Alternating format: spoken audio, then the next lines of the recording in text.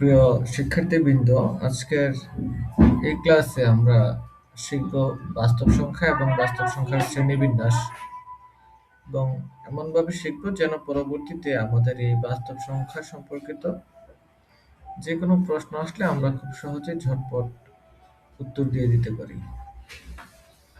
প্রথমে আসি যে আসলে বাস্তব সংখ্যা আসলে কি। আমরা মূলত প্রতিদিনের আমাদের গণনার কাজে অথবা গণিতের কাজে যে সংখ্যাগুলো ব্যবহার করি, সংখ্যা বা অঙ্কগুলো ব্যবহার করি, সেগুলো হচ্ছে বাস্তব সংখ্যা। যেমন ১, ২, ৩, 4.5, মানে এই যত সংখ্যা আছে এগুলো সব হচ্ছে বাস্তব সংখ্যা। বাস্তব সংখ্যা মূলত দুই ভাগে ভাগ করা হয়েছে। একটি হচ্ছে মূলদ সংখ্যা এবং অন্যটি হচ্ছে অমূলদ সংখ্যা। এখন মূলদ সংখ্যা কি?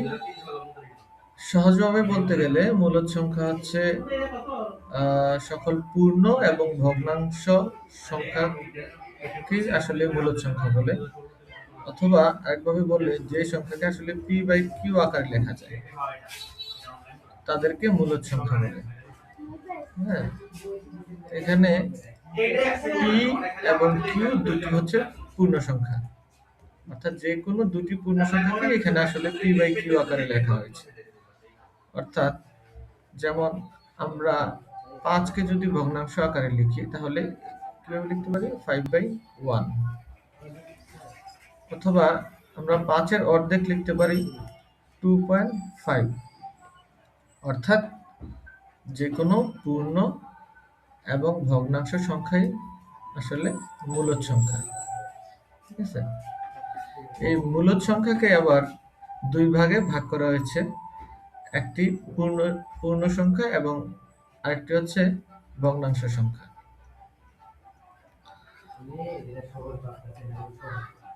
আমি আগেই বলেছি পূর্ণ সংখ্যা কোনগুলো। পূর্ণ সংখ্যা যেমন আমরা দেখি যে 1, 2, 3, অথবা 0, -1, 2, -2, -3, অর্থাৎ যে সংখ্যাগুলো ভগ্নাংশ হয় না, অর্থাৎ ভগ্নাংশ ছাড়া বা দশমিক ছাড়া যে সংখ্যাগুলো, সেগুলোই আসলে পূর্ণ সংখ্যা। আর ভগ্নাংশ কোনগুলো?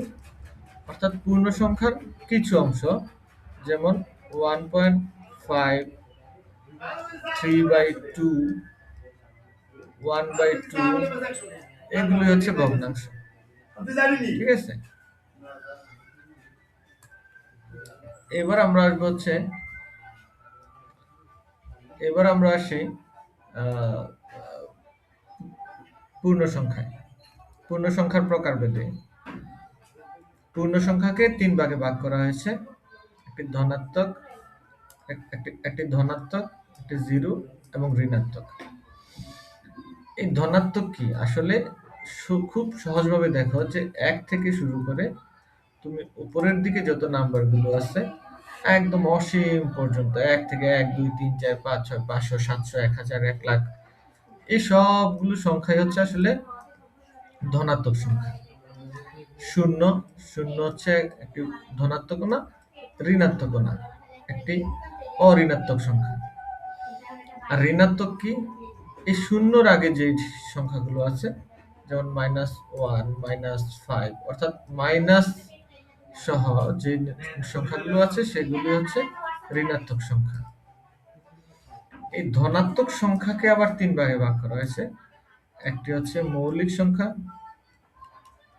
1 এবং যৌগিক সংখ্যা। ধনাত্মক সংখ্যা 3 ভাগ: মৌলিক, 1 এবং যৌগিক সংখ্যা। মৌলিক সংখ্যা কি? যে সংখ্যাকে ধরো ওই 1 এবং সেই সংখ্যা বাদে অন্য কোনো সংখ্যা দিয়ে ভাগ করা যায় না, তাদেরকে মূলত মৌলিক সংখ্যা বলে। যেমন ধরো আমরা যদি 5 ধরি, এমন কোনো সংখ্যা নেই যাকে 5 দিয়ে ভাগ করা যায়। উদাহরণস্বরূপ বলতে গেলে,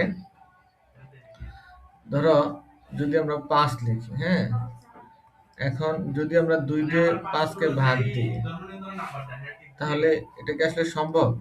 ধরো আমরা জানি যে 2 দুগুণে 4, তারপরেও 1 থাকে, হ্যাঁ? অর্থাৎ 2, 3, 5 এই সংখ্যাগুলোকে এই সংখ্যা ছাড়া এবং অন্য কোনো সংখ্যা দিয়ে আসলে ভাগ করা যায় না, আর তাই এগুলোকে মৌলিক সংখ্যা বলে।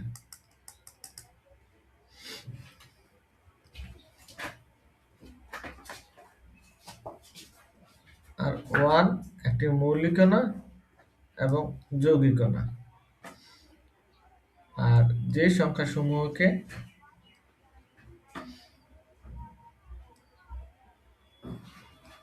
1 এবং সেই সংখ্যা ছাড়াও অন্য সংখ্যা দিয়ে ভাগ করা যায় তাদের কি যৌগিক সংখ্যা বলে।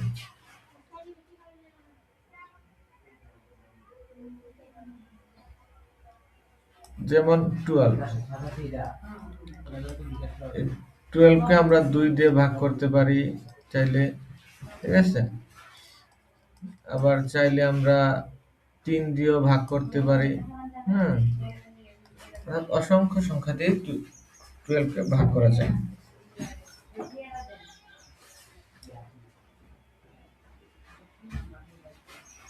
এবার আসি ভগ্নাংশ সংখ্যায়। ভগ্নাংশ মূলত 2 প্রকার, একটি হচ্ছে সাধারণ ভগ্নাংশ এবং একটি হচ্ছে দশমিক ভগ্নাংশ।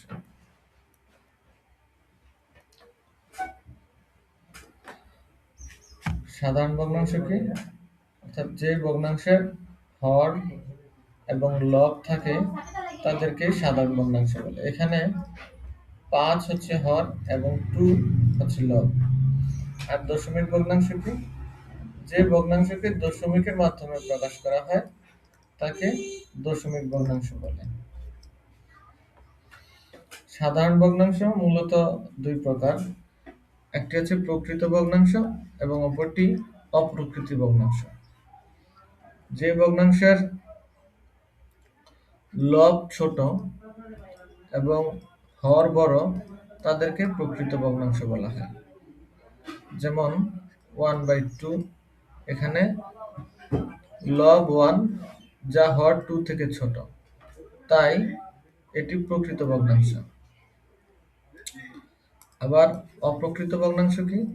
যে ভগ্নাংশের হর বড় এবং লব ছোট, যে ভগ্নাংশের লব বড় এবং হর ছোট তাদেরকে বলা হয় অপ্রকৃত ভগ্নাংশ।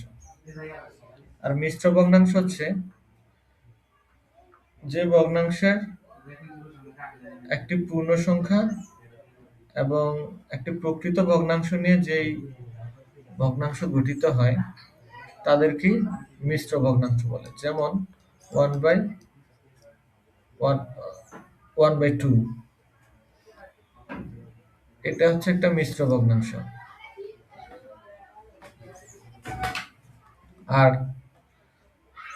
দশমিক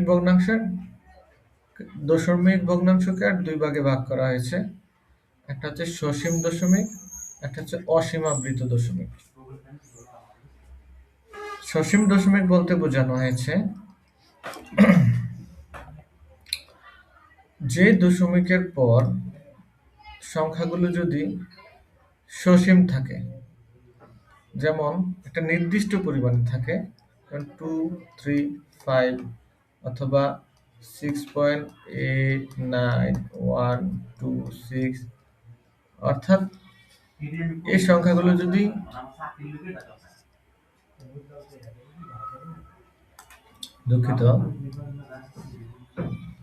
অর্থাৎ এই সংখ্যাগুলো যদি